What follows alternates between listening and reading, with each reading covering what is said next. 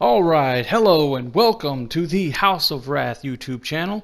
This will be our first actual video that is not, a live stream. So this is a big milestone for us. I am planning to, make a sort of audio book.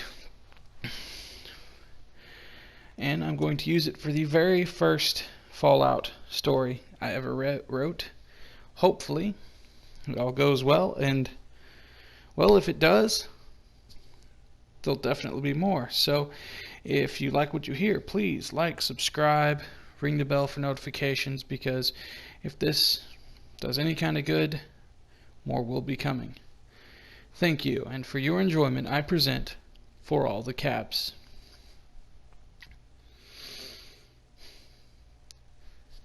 You know it's busted the same as I do, Nick said as he followed Henry to the automated water pump.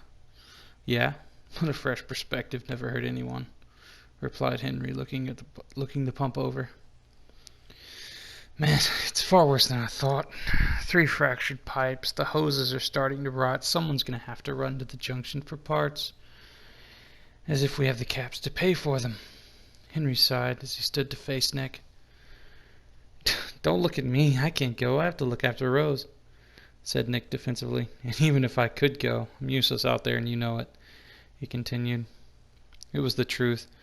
The last time they'd gone out together, Nick had almost gotten himself killed 4 times, and that was just a short run to the river.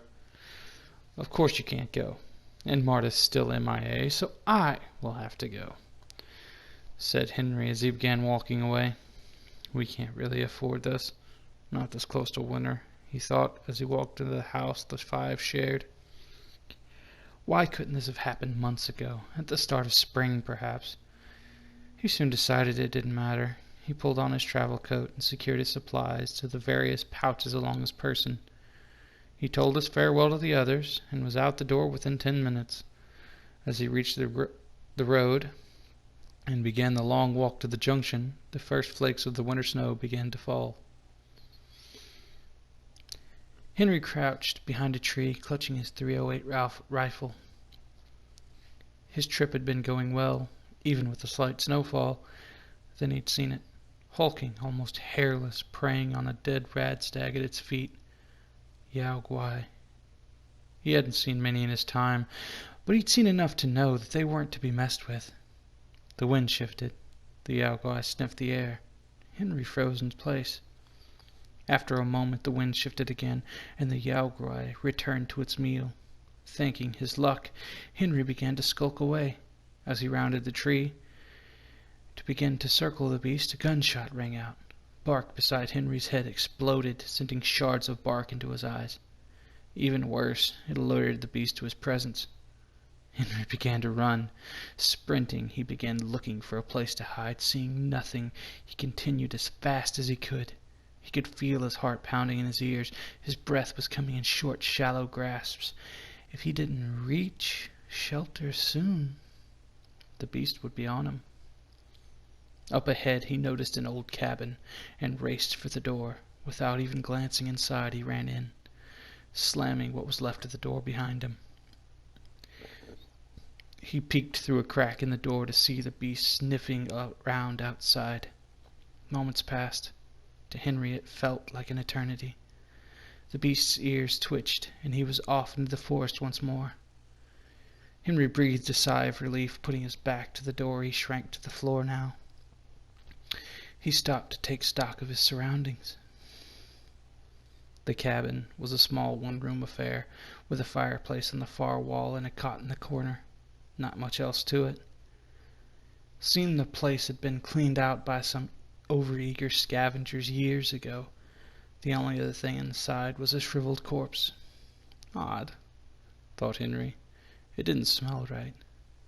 It had a strange tinge to it, like microwaved rotting meat.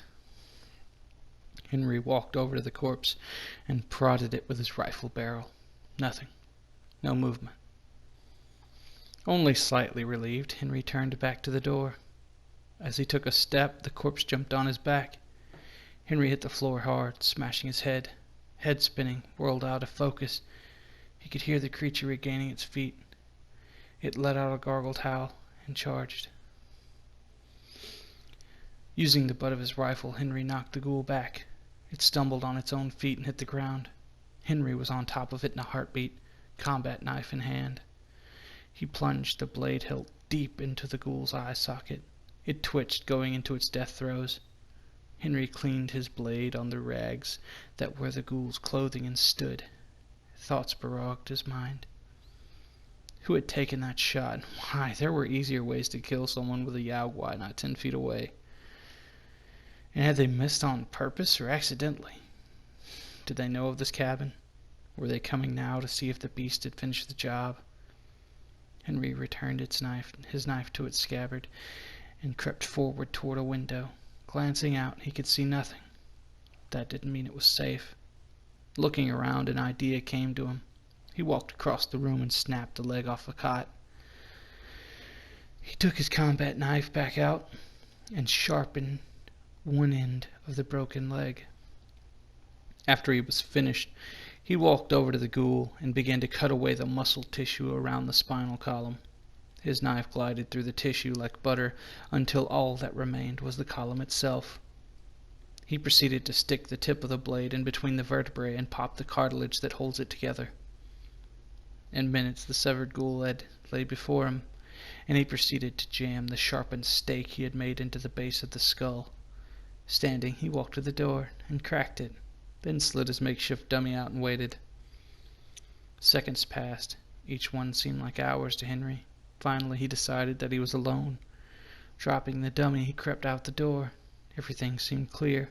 No shot came. No instant death rained down upon him. Breathing a sigh of relief, he pulled out his compass and map to get his bearings. He decided to stick to the wilderness for now. He'd be harder to track out here. So he turned to the north and proceeded through the forest, happy to be on his way. A few hours later, and night had begun to fall. Henry decided it was time to stop for the day. No sense in unnecessary danger.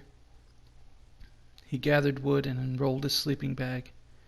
He was cooking a dinner of squirrel bits when he heard it, a twig snapping in the brush. In a flash he was on his feet with his 9mm pistol in hand.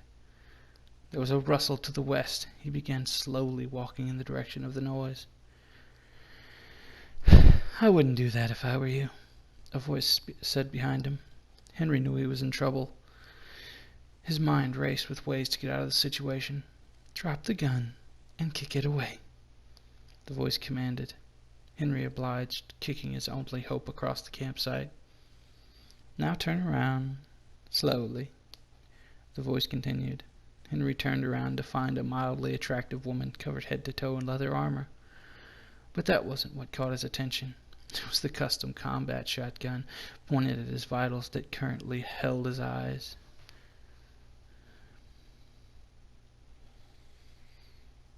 Well, that should be, that's it. That will be the first part of For All the Caps. For any who made it this far, thank you so much. You are appreciated so very much. If you would, please click the like button, maybe subscribe, keep the YouTube algorithm happy, and hit that little bell to make sure you know when the next video comes out. This has been the one, the only House of Wrath, and I hope to see you